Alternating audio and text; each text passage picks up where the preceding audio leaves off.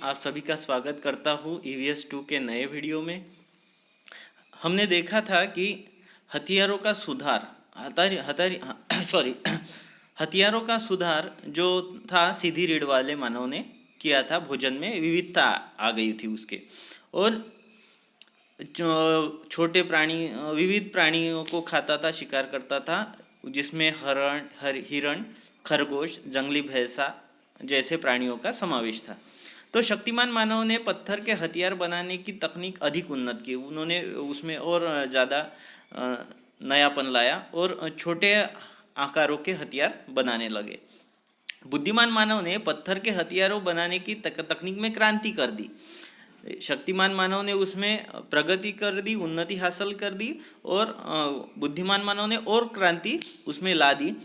उन्होंने क्या किया कि लंबे और पतले फल बनाने की तकनीक विकसित की, जिसमें वह छुरी, रंदा, सुआ, छैनी जैसे हथियारों का उसने निर्माण किया।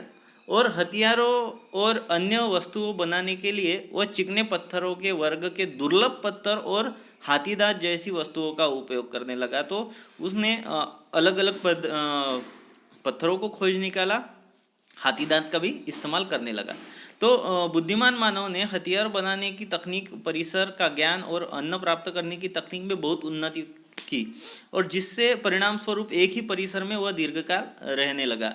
झोपड़ियाँ बनाकर रहने लगा, सामूहिक पर्वत बनाने लगा, गुफा चित्र बनाने लगा, कलात्मक वस्तुओं का निर्माण करने लगा। सृजनशीलता उसमें तैयार हो गई, कलात्मक वस्तुओं का निर्माण हुआ। उसने गहने आभूषणों का निर्माण किया, और जिससे हमको पता चलता है कि ये सब जो मानवीय संस्कृति की प्रगति है, यह प्रारंभ पुराश्म युग में शुरू हुआ। तो भारत में पुराश्म युग के हथियारों के अवशेष कश्मीर से लेकर तमिलनाडु तक विभिन्न स्थानों पर पाए गए। लेकिन क्या है कि पुराश्म युगीन मानव के जो अवशेष है वो भारत में पर्याप्त मात्रा में नहीं पाए गए। मध्य प्रदेश के होशंगाबाद में नर्मदा नदी के किनारे हथनोरा गांव है, वहाँ अश्मीभूत खोपड़ी और कुछ कंधे के हड्डियों के अवशेष पाए गए हैं। तो ये काफ़ी इक्का दुक्का ऐसे अवशेष पाए गए हैं। एक पुदुचेरी के निकट गांव है, वहाँ बालक की अश्मीभूत खोपड़ी का अवशेष मिला है। अफगानिस्तान और श्रीलंका में भी पुराश्म युगीन मानव के कुछ अवशेष पाए गए हैं। तो हमारे महाराष्ट्र में नासिक के पास गंगापुर नेवासा के निकट चिरकी नेवासा नाम का स्थान प्रसिद्ध है, वहाँ पे भी ये अवशेष पाए गए हैं। चिरकी नेवासा प्रवरा नदी के पास बसा हुआ है।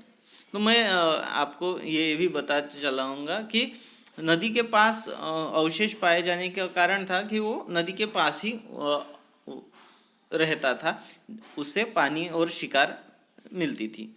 मध्याश्म युग में क्या हुआ कि जैसे जैसे आगे बढ़े तो उन्होंने कुत्ते को अभ्यस्त कर लिया, यानी पालना सीख लिया। मध्याश्म युग में जलवायु और पर्यावरण में होने वाले परिवर्तनों के कारण मानव की जीवन शैली में बदलाव होने लगा। बुद्धिमान मानव शिकार के साथ साथ पशुपालन भी करने लगा, और पशुपालन की वजह से क्या हो गया कि उसके खाने में विविधता आ गई। मछली पकड़ना, कटाई करना जैसे अन्य हथियारों का उसको निर्माण करने की ज़रूरत पड़ गई।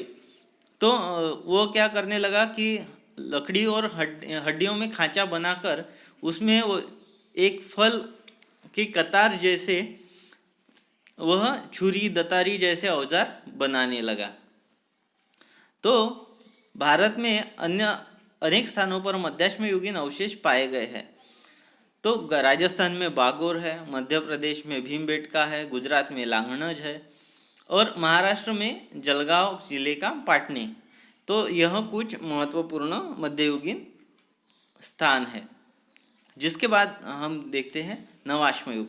नवाश्म युग में क्या हुआ? नवाश्म युग में घिसकर चिकने बनाए गए पत्थरों के हथियार बनाए गए। तो इस कालखंड में नए ढंग के हथियार बनाए गए, अतः इसी कालखंड को नवाश्म युग कहा गया। नवाश्म युग तक खेती और पशुपालन करना नियमित जीवन प्रणाली का हिस्सा बन चुका था। और लोग क्या कर रहे थे कि खेती भी कर रहे थे और पशुपालन भी कर रहे थे।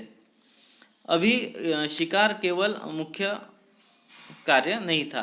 तो भारत में अनेक स्थानों पर नवाश्म युगीन संस्कृति के अवशेष पाए गए हैं। गंगा की घाटी तथा दक्षिण भारत में नवाश्म युगीन संस्कृति के अनेक स्थान प्रकाश में आए हैं। तो उम्मीद करता हूँ आपको वीडियो समझ में आई होगी।